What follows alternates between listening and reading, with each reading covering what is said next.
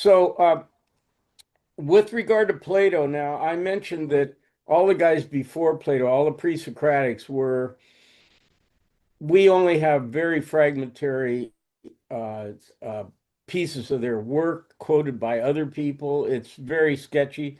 Whereas with Plato, almost everything and all the important dialogues we know are authentic. There are some dialogues, but they're not anything that we looked at that are questioned, and a couple of the letters are questioned, but we are pretty sure we have uh, all the actual or all the main actual dialogues of Plato. Um, and this is because of contemporary accounts. And then now, when we move to Aristotle, oddly enough, Aristotle was a student of Plato for 20 years, and we have none of his what they call exoteric writings. There are two sets of Aristotelian writings. One is exoteric, in other words, what was meant for publication, what was meant for um, to be to be published and spread publicly. Uh, and then what we have is what's called the esoteric writings, and these are more or less kind of notes or essays not meant for publication that were later assembled and edited by his students or followers. Uh, the original published essays we have none of, and they were supposedly entertaining and full of anecdotes and maybe jokes or, whatever. But none of that exists in the esoteric writings, and so it's really very bad to read Aristotle. I uh, I once heard it described as like eating hay. Reading Aristotle is like eating hay. It's just there's no taste, there's no flavor to it. It's very perfunctory and straightforward. Uh, so I don't recommend it. I did tell you a couple of Platonic dialogues to read if you wanted, but with Aristotle, I didn't do that. Now, uh, another thing to know about the context of the texts themselves is that Plato was lost throughout the Middle Ages. About all the Middle Ages had was the Timaeus. Some people were familiar with the Timaeus, but uh, Aristotle, on the other hand, was well known in the Middle Ages and became basically the Google for 1,000 years, the Google of the Middle Ages. And so, if you want to know anything about anything, you could he was just called the philosopher. You'd look it up in Aristotle. If you want to know about astronomy, if you wanted to know about anatomy, if you wanted to know about politics, you look it up in Aristotle. And as a result, in many ways, Aristotle's more influential than Plato, and we'll be talking about that. But Plato was lost until about the Renaissance. Thomas Aquinas adopted Aristotle in a big way, and we'll get to that, but not Plato. So, in many ways, even though Plato was a formidable philosopher, for sure, no doubt about it. There's a gap in his influence in Western civilization between the ancient world and the Renaissance. All right, so what about Aristotle we need to know? First of all, he's called the father of logic, and so he. Uh, some people would say he's the inventor of the syllogism. I would rather say that he is somebody who realized in language there was this structure embedded in it, and what he did was formalize it. And a syllogism is a three-part argument with a major premise, a minor premise, and a conclusion. So an example would be all graduates of Pomona College make $1 million a year. Tony is a graduate of Pomona College, therefore Tony makes $1 million a year. In logic, we call that a valid argument. Now, it's not a sound argument. These are the terms of art if you really want to know. It's not a sound argument because uh, we we can't validate both of the premises. We we cannot validate the first premise. Obviously, you can't uh, survey all of the graduates of Pomona College and find out their income and ascertain that they're all making $1 million or more. That's not going to happen.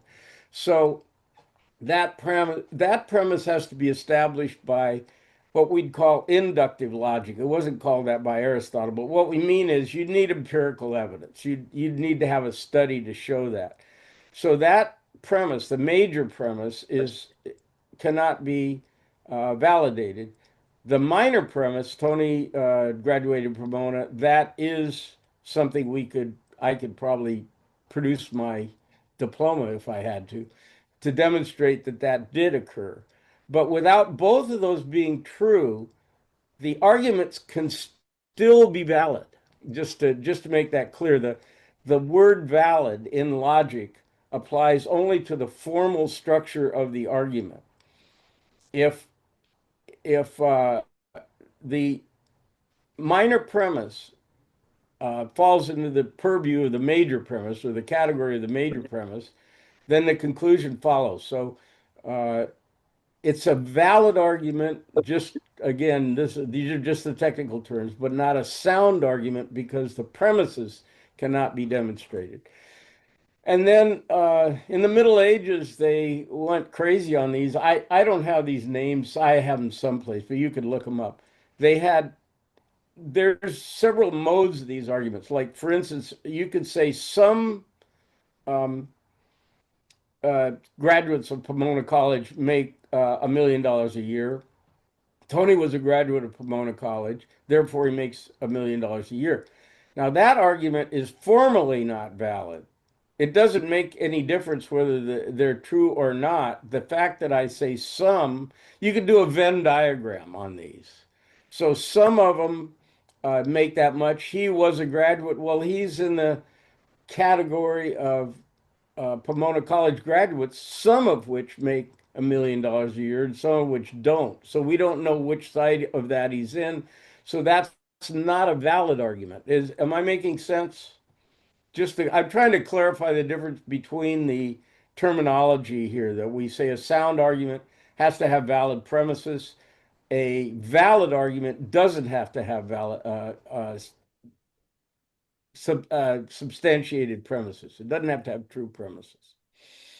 Uh, okay. So anyway, Aristotle invented this, and the Middle Ages just love this stuff, and particularly Thomas Aquinas. They just went for it lock, stock, and barrel, and they thought it explained everything. I think Aristotle thought that it underpinned the nature of reality. Like, in other words, there was a metaphysical structure here that applied to reality itself. I think he probably thought that. Um, but these concepts are really embedded in the meanings of words that we all use. It's just that what he has done is kind of outlined or formalized what is already implied in the general use of the language. He's just made it clear what that structure is. Um, all right, so that's one thing he's known for is being the father of logic. Plato did not have a formal system of logic like this. He depended on what he called collection and division, and this had to do with uh, figuring out what the meanings of terms were, what the meaning of justice is, and this was determined by the process of dialectic, which is just basically discussion, and by collected, saying, well, that doesn't quite mean that, or that, trying to uh, distinguish what the actual meaning of the word was, whereas Aristotle formalized the process. Now, you might think that since he formalized the process, then he would depend a lot on logic for his knowledge. But in fact, Aristotle, as I know we've talked about the School of Athens, that painting by Raphael that hangs in the Vatican apartments of the Pope. It doesn't hang there. It's a fresco. It's not getting out there. Um, and where Plato's going like this and Aristotle's gesturing like this, and that's to represent the fact that Aristotle thought that we built up these ideas that Plato calls the forms. Aristotle doesn't believe that they exist in a some kind of other world. So there's no world of forms, and there's no recollecting them. Aristotle didn't believe that soul was immortal. He thought whatever we call the soul was something that we associate with the living person, and as soon as they're no longer living, that soul doesn't exist anymore. That's what Aristotle thought. And he also thought that this world of forms where things are perfect, that didn't exist either. That was some kind of fantasy that Plato thought up. It's interesting that he studied with Plato for 20 years and yet didn't buy his basic his basic thinking. And right off the bat, I said this many times, it established the fact that the teacher or the mentor is not a guru whose word we have to respect. He's open to criticism just like any other person would be. Anyway, so Aristotle thought that the way you learn these things like justice is through observation. You observe how justice works in a society. If you want to know the essence of a human being, you observe what human beings do and what they're good at. And from that, you generalize, and he has categories that he established uh, that the mind uses to interpret the universe and make generalizations about it. And uh, this was the also the program of the British empiricists, is that we had to trace whatever ideas we had back to a sense impression, an actual uh, experience of that thing. We couldn't just try to intuit it from the world of forms that Aristotle didn't believe existed. And a lot of people are attracted to this because they think it's more hard-headed and less fanciful than the Platonic idea. Uh, and my own I was persuaded by that at first myself, but over a long period of time, I've been convinced that the demonstration in the Meno and other such demonstrations do indicate an operation or modality of consciousness that Aristotle can't quite account for by just observation. And I just off the top of my head, I would say the idea that all men are created equal, uh, which we are all familiar with from Jefferson. This doesn't bear uh, uh, it doesn't lend itself to empirical proof. There's no way that you can prove that all men are created equal. The ideal is that we are all treated equal, but even that can't be learned from observation. It's an ideal. So you want to know, where do we get this ideal from? And it's certainly not within our life experience. We don't see any two people are equal, much less everyone being equal. And so that's just an example. I don't want to dwell on it too long, but it's an example of something that I think that we find appealing and strongly appealing, and yet in no way can be justified by observation. That's just an example of it. So, but what Aristotle does is say, well, if you want to know what a real person is, a real man is, you just observe who the successful people are, who the virtuous people are. Now, does that bring any question to mind from Plato?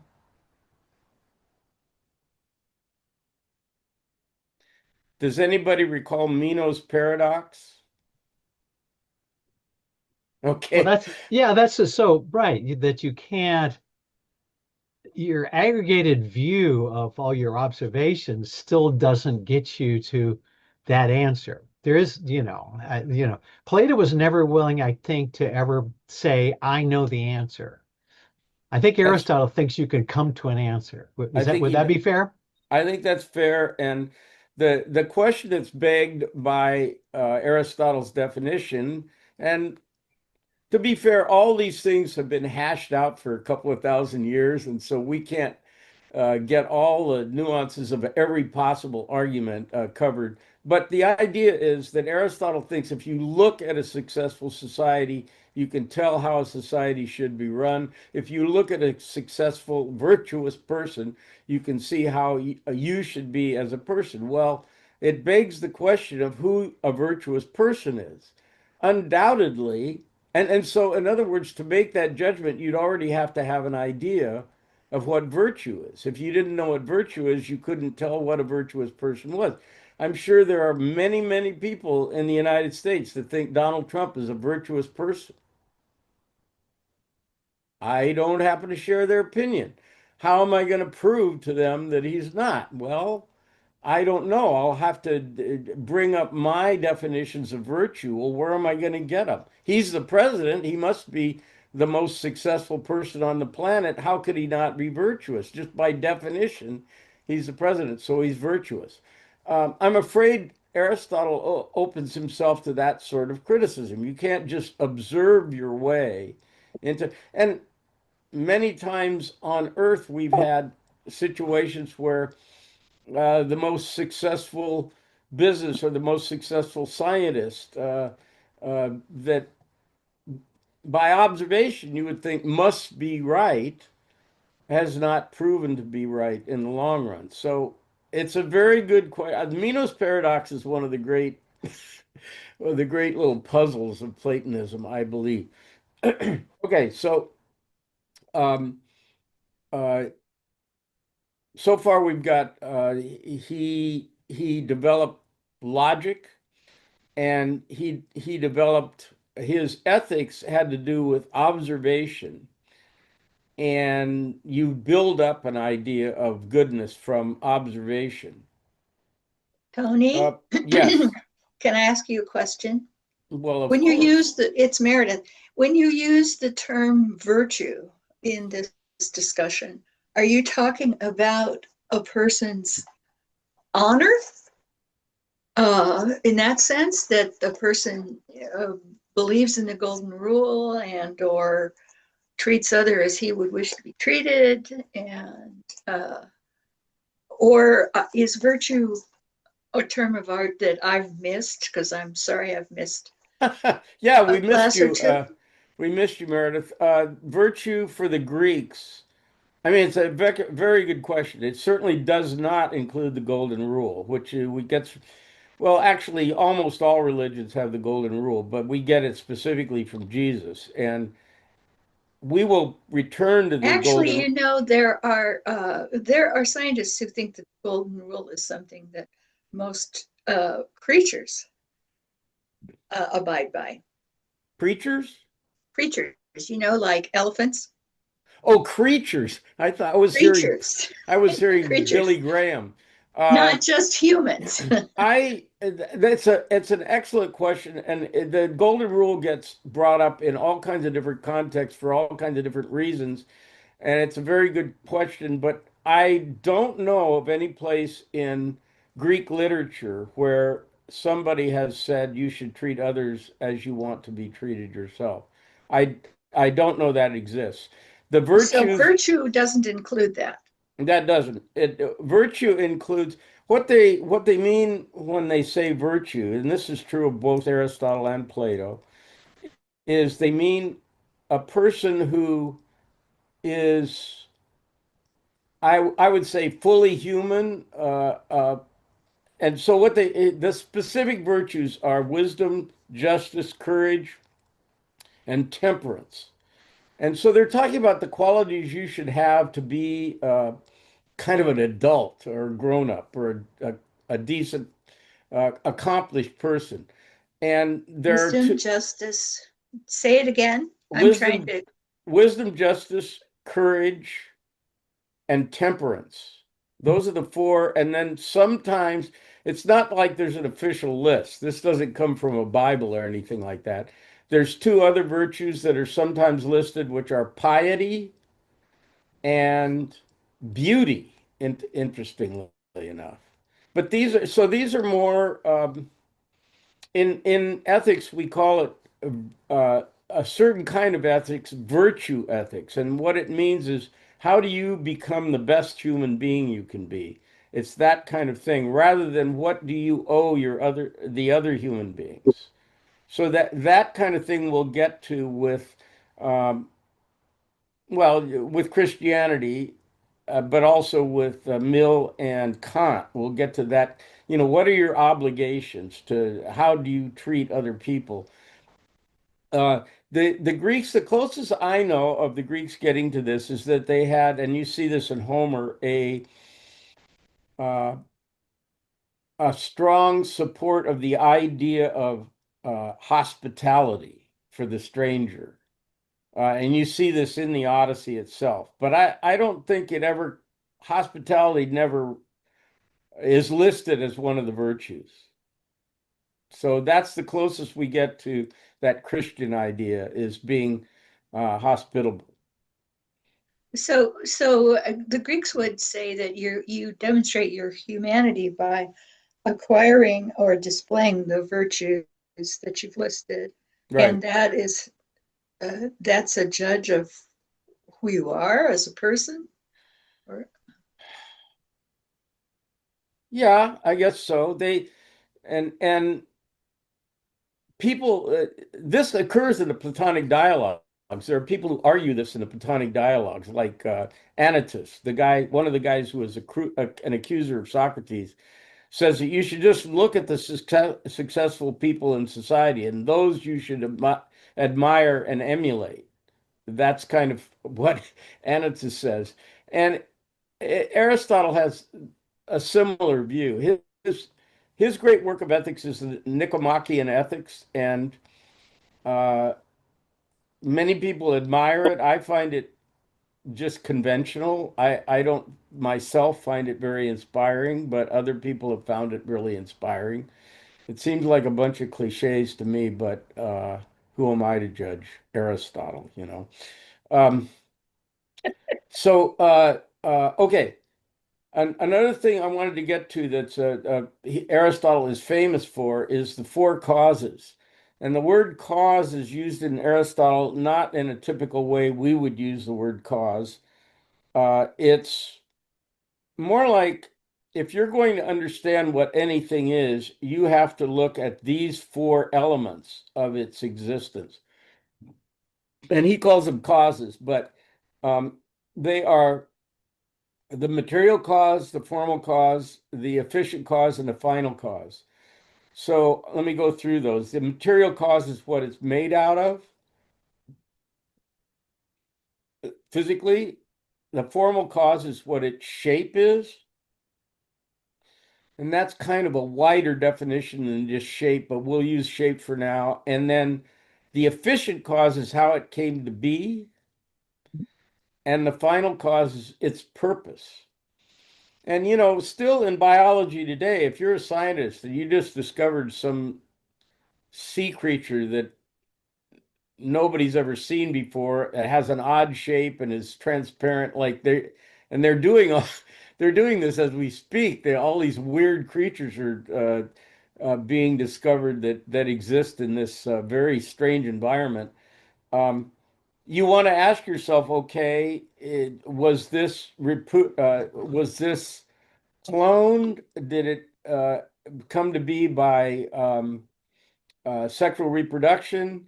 Well, the protoplasm we probably can understand the cells, but even that, sometimes the creatures that live at these extreme depths and low temperatures, sometimes they have physical attributes that we're not familiar with and never seen before. So that would be part of I guess, the material cause, and then the efficient cause was how they came to be. Were they born from sexual reproduction? Were they kind of cloned? How did that happen? The formal cause is obvious. What shape are they?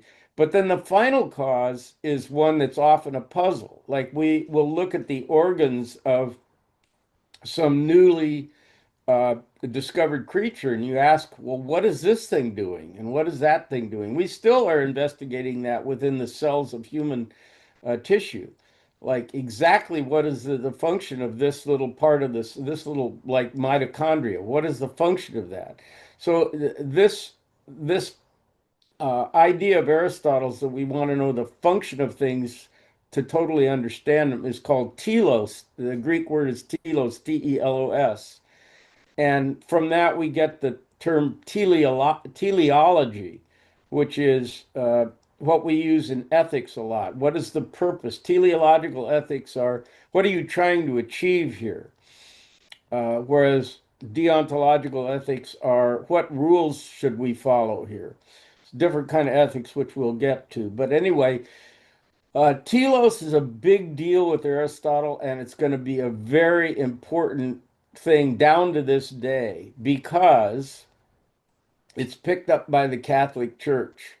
What is the purpose? What is God's purpose for all of this stuff? And what happens is Aristotle, the idea of reproduction for Aristotle was a physical function, but for Thomas Aquinas, who adopted Aristotle and whom we'll get to, it becomes also kind of a metaphysical function.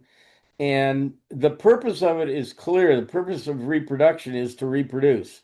So any kind of sexual activity that isn't aimed towards reproduction is sinful because it's not going by God's plan. And because God's plan has a purpose, there is a purpose that God intends for everything. And for reproduction, its sexuality is for reproduction, and that's what it's for. It's not for something else. We will get to that and discuss it in more detail. But back to the four causes, the purpose of man is to understand. Our difference from the animals is our ability to understand, and that is our purpose.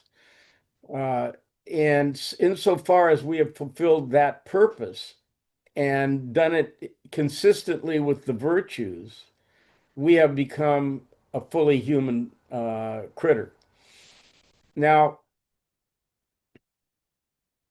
I think this is very wrong-headed to pick out one of the things, and the way I put this is human beings are the Swiss Army knives of critters.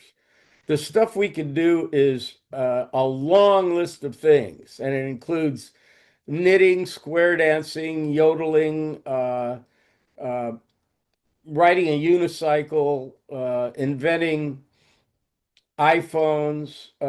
Which one of those is our essential purpose? I don't think Aristotle has any way other than arbitrary choice to claim that our intellect is the main thing.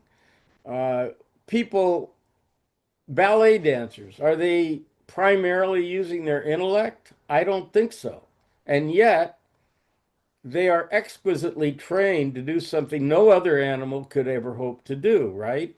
So I don't know. You could tell me if you could think about, I mean, this is just a common prejudice that's been handed down ever since the Greeks that the intellectual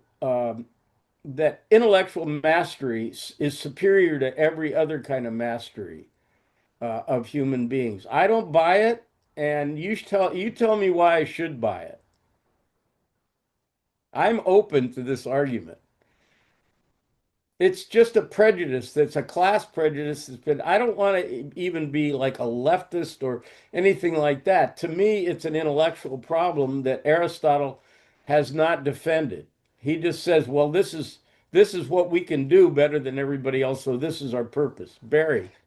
Tony, it brings to mind the work of Howard Gardner in the multiple intelligences, where he basically says that, the intelligent abilities that are measured by IQ testing are only a small fraction of all of the human things that really should be part of intelligence, including topographical intelligence and musical intelligence and so on and so forth. So I think your argument kind of dovetails with his thinking as well. I'm not familiar with that guy, but it sounds like I agree with him because is John Coltrane intelligent? Uh, is Mozart intelligent? It's just it's such a weird thing to, but beyond intelligence, it's just like even uh physical, like things that aren't specifically uh artistic and creative, um just weird, like square dancing I mentioned. I mean, there's all kinds of things we can do. It's just no end of weird stuff that human beings can do. And why do you pick one? Other than some kind of class preference, I'm not sure why you pick one over another. And this is with us to this day. We consider white collar workers and executives superior to laborers. Even if the laborers, I worked for a guy in a warehouse that was like a ballet dancer. His every movement was so graceful and so efficient. And you would never call that intellectual, but man, the guy was a genius in his in his own way. But we would never look up to him and say, "Oh, he's a model of human excellence," because he works in a warehouse. So I don't know. I'm not just being trying to support the working class here. I'm just saying intellectually, I don't see how Aristotle defends himself. And it's not just him, but this has been with us since those days, or maybe prior to those days. I'm not prepared to say in India there's a caste system, and so that's a whole different kind of program.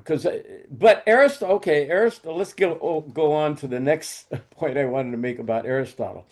Aristotle believes, and I have some passages I can read to you, that each type of individual has a purpose. That means uh, women have a different purpose from men. This is not what Plato says. Plato does not say. Plato says the only difference between men and women is that women have children and they're weaker. But intellectually, he sees no difference between men and women. And he doesn't exclude them from being guardians. Whereas Aristotle thinks is to, the purpose of men is to rule because they're the ones who have the intellect. Let me see if I can get up a couple of passages here that I think you'll find are kind of, um, and where this comes from is purpose. So here's what he says here. The female is, as it were, a deformed male. This is according to his book called Generation of Animals. And in politics, he says the male is by nature superior and the female inferior, and the one rules and the other is ruled. Um, this is an extension for him of the idea of telos or purpose. The purpose of women is to obey and do the things that women can do well, like supposedly um, household things. That's what they did in the Greek period is household things. So this is extended also to slavery for Aristotle. And I'm afraid where the Western world, I you can't trace these things like in a linear fashion, but where the Western world got its kind of idea, as particularly the European world got its idea that we're doing these poor people in these countries that we're colonizing, we're doing them a favor because they're stupid and they're going to be ruled by us and we're smart. So they're going to be better off if we enslave them. This comes right out of Aristotle, that there's people that are born to be slaves. Let me read you another passage if I can here. Um, For that which can foresee, let's see, this is from Politics. For that which can foresee by the exercise of mind is by nature intended to be lord and master, and that which can with its body give effect to such foresight is a subject and by nature a slave. Hence, master and slave have the same interest. Now, nature has the same interest. In other words, the interest of the master uh, would not be put into effect without the slave. But on the other hand, only the master knows what the proper uh, uh, purpose should be. Nature has distinguished between female and the slave, for she is not niggardly, not meaning it in a racist sense. You know what that means. Like the smith who fashions the Delphian knife for many uses, she makes each thing for a single use, and I'm not sure I understand this. And every instrument is best made when intended for one and not for many uses.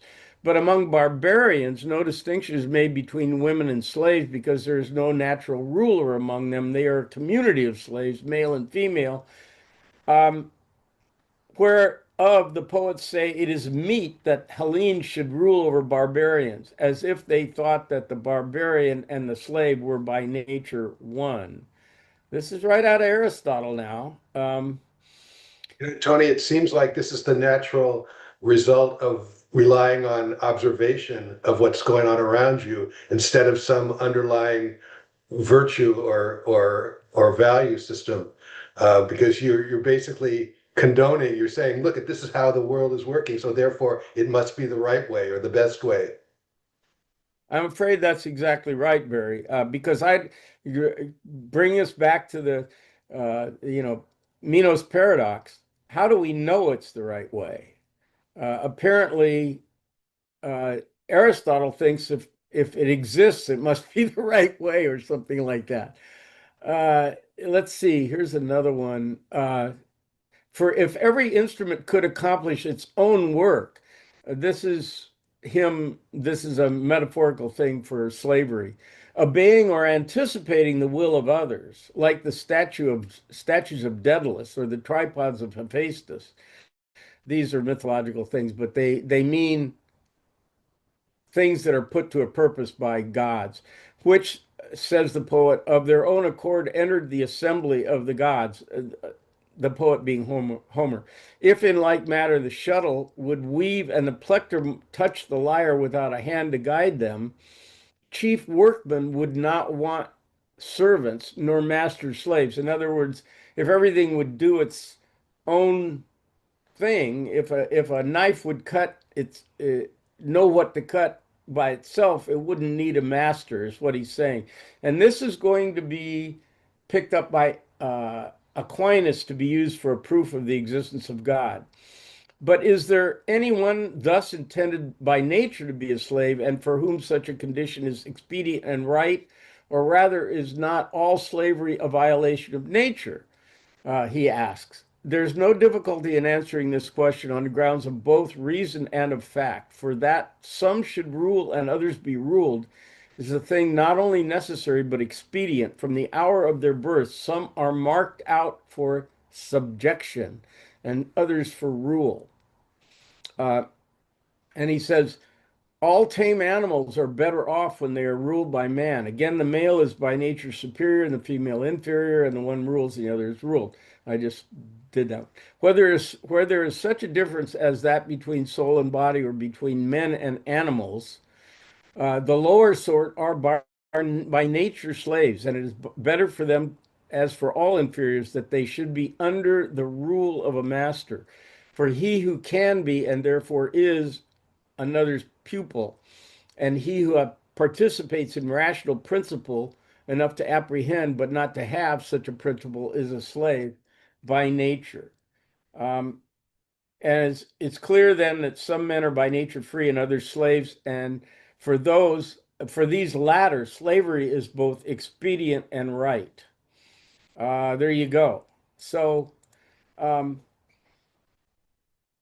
this isn't the reason that the fact that this I find this reasoning appalling is not the reason I don't like Aristotle as much as Plato. It's rather the intellectual foundation on which he bases this opinion. And I'm afraid it's not much better than what you said, Barry, that you look at it and it works. This must be the natural way of things. And the Greeks weren't the first to think this way for sure. But it's kind of when in retrospect, it's kind of daring of Plato to dream about some other situation or some or other organization of things. Um, okay, let me think. Just let me look at one more thing here. Oh, no, that's mainly it. I don't have. We're not going to spend a lot of time on Aristotle, but those are my central thoughts on his thinking, and he's by no means somebody you can disregard because he was so important for 1,000 years, and that's not an exaggeration. He was the main source of intellectual thought, the main center of intellectual thought for 1,000 years or more. Aristotle was. All right. So, any questions, comments, arguments? I would just say that this also lives on in theories like eugenics and other things. This idea that, there are people that are just destined to a certain the caste idea, caste systems. I mean, that is seems like a very much a legacy of this way of thinking. Yeah, absolutely. And well, not only that, but the theory of evolution, it's very hard to get to wrap your mind around the fact that evolution has no telos. It has no purpose. The only purpose is to survive, and if that means that all the dumb people will rule, that's what's going to happen. It really doesn't care. Evolution doesn't care who rules. If I think I didn't make this one up, but if every institution except the insane asylum burns down and all humans are eliminated except those who are in the insane asylum, then evolution dictates that that is the future of mankind. That's how it works. It's just hard numbers, nothing else. So it's hard for people to get their minds around the fact that uh, this has to do with the supremacy of the human being, that we weren't the intended result of evolution, that intellectual understanding and whatever intellectual understanding we have was not the prime goal of evolution from the start. So But teleological ethics is about Aristotle deciding what the purpose of humanity is, right? And the purpose of humanity is to rule over all the other creatures. okay, Is that what you're saying? no, no. First of all, teleological ethics just has to do with um, what your result, what the result is that you want to achieve. In other words, it's looking at like if if we reduce the taxes on the poor, will they produce more or something like that? The question is what will result, what the result is of your ethical rule. Whereas the rule against lying has, it's not whether that's going to serve you well or not, it's that you just shouldn't do that. That's deontological ethics. Now, going back to Aristotle, his ethics um, are, when I say teleology, I'm not referring to Aristotle specifically. It's just that that's where the word comes from, and the concept of purpose, as opposed to a rule that doesn't necessarily concern itself with the purpose. Aristotle's telos is to determine what the purpose of everything is, and then to say, insofar as it's achieving that purpose, it's as it should be. It's the way it should be. So he thinks that women are achieving their purpose if they're obedient to men, and animals are achieving their purpose if they are tamed by men. That's kind of what Aristotle's saying. Yeah, So, that's going back to what everybody else is saying. That doesn't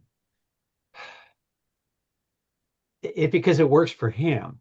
It's not that that is, it's always nice to, obviously I'm on the side of, I'm not a slave, so obviously I'm a smart person and I'm not a slave. So the fact that you can come to a conclusion about what the purpose is in itself not necessarily empirical. And, in other words, it goes back to I'm finding an answer. I like this answer, so I'm going to call that the purpose. But it may be that I'm misunderstanding or misobserving or putting the wrong gloss over what I'm seeing since I'm doing this all from my observation. I think that you've kind of put your finger on the problem with saying something has a purpose. According to who? Like, what's the purpose of a tree? Is it to produce baseball bats? Is it to keep a fire warm in my house? Is it to look pretty? Is it to build my house? What is the purpose of a tree? Well, it's kind of completely subjective in the mind of the beholder, isn't it?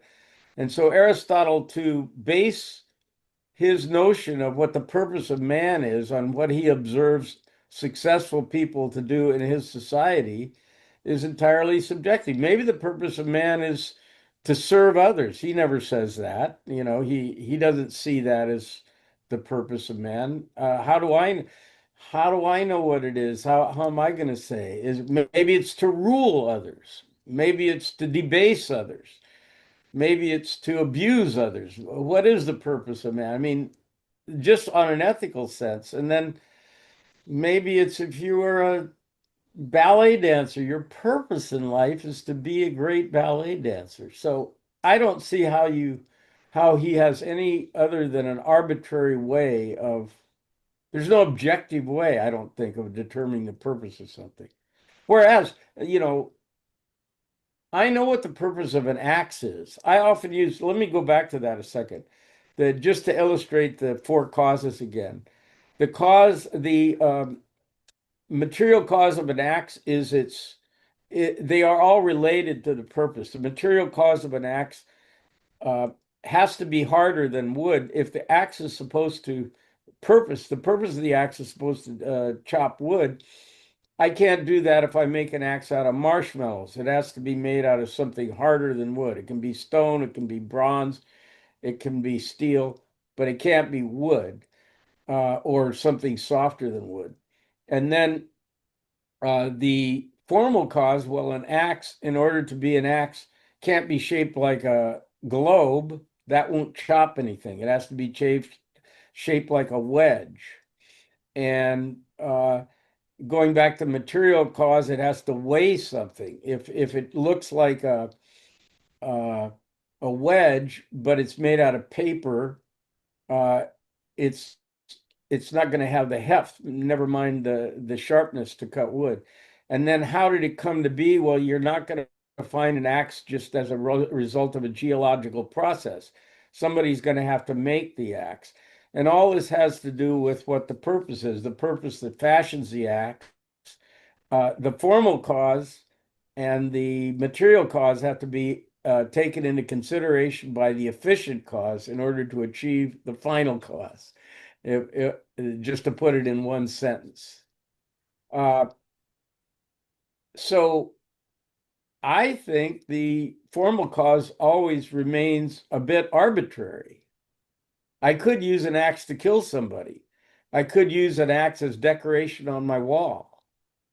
So what is the purpose of the axe? I'm not sure that there's something that we can in human Tony, tools, with human tools, we can figure out what the purpose is because they were made for a purpose. Otherwise, I'm not sure.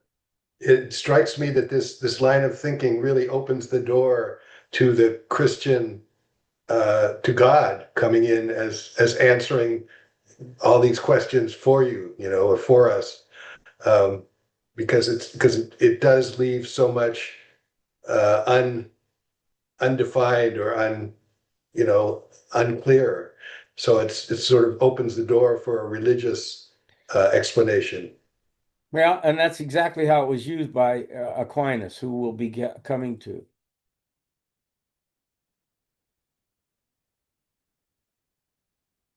Anything else? Any brilliant thoughts from you? By the way, I should just mention two people who aren't here with us today. Anne, who's still recovering in the hospital, I assume, unless somebody has an update on that.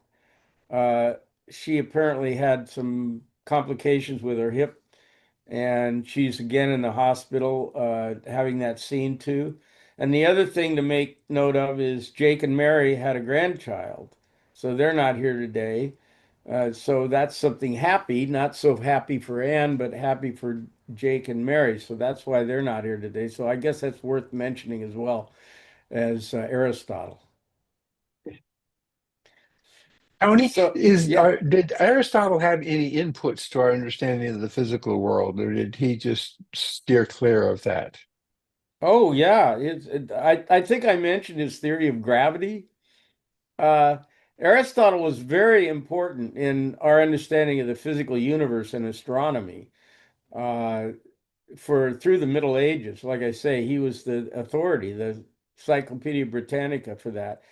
If you remember, his explanation for gravity was everything has a place, a purpose, a telos, and all things be the gravity that you see and I see as a result of, say, density or mass he saw as everything trying to get to achieve its purpose. And the purpose of fire was to be in the sky. The purpose of air is to be in between the sky and the earth. The purpose of the earth was to be down there, and the purpose of water was to be in the middle someplace. And everything was just trying to fulfill its purpose. And the Greeks viewed the world as somewhat animated like that, like everything, as Thales said, everything is full of gods. And so they saw any motion that occurred that you and I would think of as just the result of physical processes as intended motion.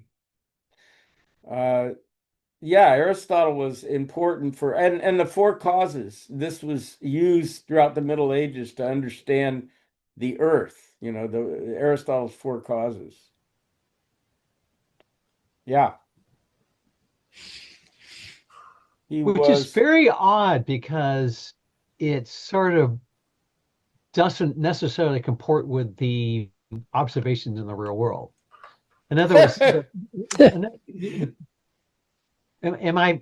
yeah. I mean, you come to these conclusions, but in fact, that's not what you observe. Well, Aristotle, by the way, had a staff of, you might call them graduate assistants that would go out and do research for him.